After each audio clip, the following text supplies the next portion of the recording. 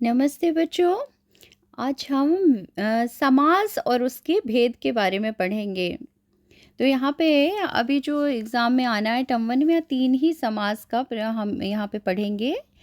जैसे कि तत्पुरुष समास जो कि हमने ग्रेड 7 में भी पढ़ लिया है, और द्विगु समास और द्वंद्व समास। तो इन तत्पुरुष समास में मैंने पहले वीडियो में भी बताया है कि हम इसमें कारक की विभक्तियां यूज़ करते हैं, यानी कि जो हमारे 8 प्रकार के कारक हैं, जैसे कर्ता ने कर्म को करण से, संप्रदान के लिए अपादान से, इस तरह जो कारक के चिन्ह होते हैं उसको लगाकर हम समास का विग्रह करते हैं। और ये तो तत्पुरुष समास का हो गया। और द्विगु समास जो होता है, द्विगु समास में हमेशा जो हम विग्रह करते हैं उसमें हम समूह या समाहार शब्द का प्रयोग करके विग्रह करते हैं। और द्विगु समास आप पहचान कैसे सकते हैं कि स्टार्टिंग में जो वर्ड है, शब्द का पहला अक्षर जो होगा ना, वो कोई नंबर होता है जो संख्या, जैसे तिरंगा यानी 3 रंगों का समूह, तो संख्या इसमें प्रधान होती है पहले, तो उसके अकॉर्डिंग आप द्विगु समास को पहचान सकते हैं। और फिर द्वंद्व समास आता है। अभी हम 3 ही समास यहाँ पे डिस्कस कर रहे हैं। और द्वंद्व समास जो होता है, इसकी पहचान क्या होती है कि इसमें दोनों पद जो है ना प्रधान होते हैं, और बीच में संयोजक जो होता है ना, या और इस तरह से चिन्ह लगे होते हैं दोनों को ज्वाइंट करने के लिए। लेकिन इम्पोर्टेंस जो होती है दोनों शब्दों की होती है। जैसे कि यहाँ पे गंगा और यमुना, तो गंगा यमुना जो है ना, इनको जैसे दोनों को जोड़ा है, तो अब ये जो संयोजक चिन्ह लगा है ना, ये डैश करके, उसको हटा के हम यहाँ पे ज्वाइन करने वाला दोनों का एक चिन्ह और या का प्रयोग करके हम यूज़ करेंगे, गंगा और यमुना। तो यहाँ पे देखिए दोनों प्रधान है, मेन वर्ड है, गंगा का भी इम्पोर्टेंस है और यमुना का भी। जैसे माता पिता, तो माता और पिता, दिन रात, दिन और रात दोनों इम्पोर्टेंस है।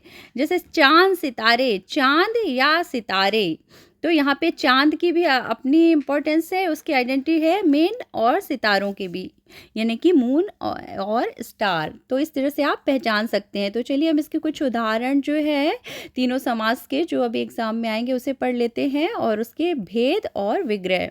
तो जैसे समस्त पद क्या है, रसोई घर, तो इसको हम जब विग्रह करेंगे, इसको एक्सपेंड करेंगे, तो रसोई के लिए घर, तो यहाँ पे के लिए जो है ना, यहाँ पे तत्पुरुष समास में यहाँ पे कारक चिन्ह का प्रयोग हुआ है। फिर जल धारा, जल की धारा, ये भी तत्पुरुष समास है। भारतवासी यानी भारत का वासी, देखते जाइए आप, यहाँ पे जो है ना ये कारक चिन्हों का प्रयोग करके तत्पुरुष समास में इसका विग्रह किया गया है। नेत्रहीन, नेत्र से हीन मतलब जो ब्लाइंड होता है, जिसकी आंखें नहीं होती हैं। विद्यालय, विद्या के लिए, आलय के लिए, फॉर, आलय मतलब जो उसके लिए घर है विद्या के अध्ययन का। युद्ध भूमि, युद्ध के लिए भूमि। शरणागत, शरण में आगत।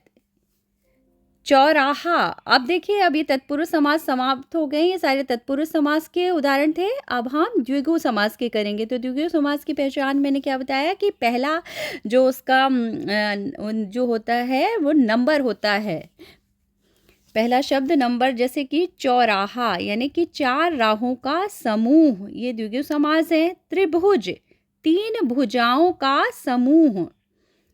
फिर नवरात्र यानी कि 9 रात्रियों का समाहार।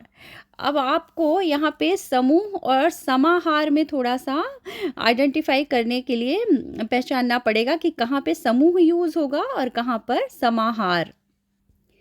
तो देखिए यहाँ पे नवरात्रियों का समाहार, यहाँ पे जो है कि समूह जैसे हम बोलते हैं जिसकी ना एक अपनी पहचान होती है, जैसे 4 मतलब 4 लोगों का समूह हो गया, 4 राहों का समूह, राह मतलब रास्ते, तो उनकी अपनी अपनी इम्पोर्टेंस है।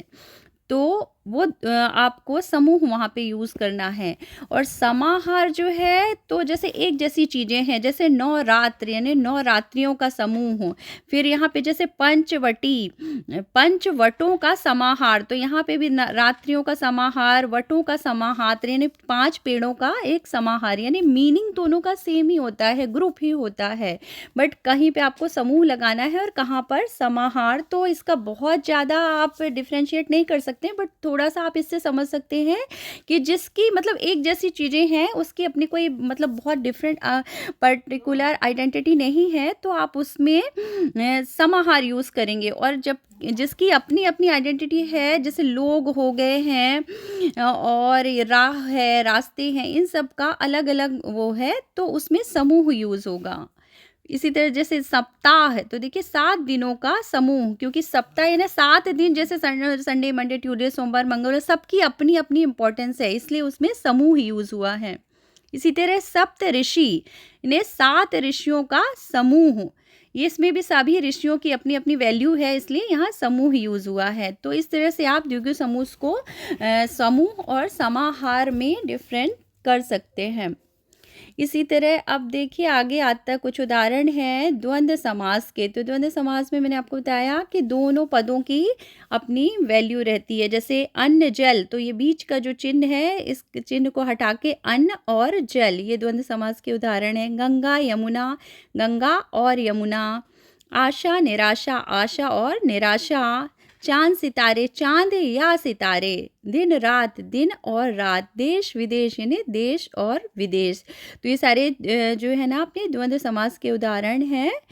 तो इस तरह से आप इसके उदाहरण, ये तीनों समास और उसके विग्रह को समझिए। इसका मैं एक सेपरेट वीडियो भी बना चुकी हूँ, मैं एक और डिटेल में बना दूँगी, जिसमें कि सारे समास को आप अच्छी तरह समझ सकते हैं। फिलहाल के लिए आप टर्म 1 के लिए इसको पढ़िए, समझिए, फिर मिलेंगे नेक्स्ट वीडियो में। Take care, bye bye.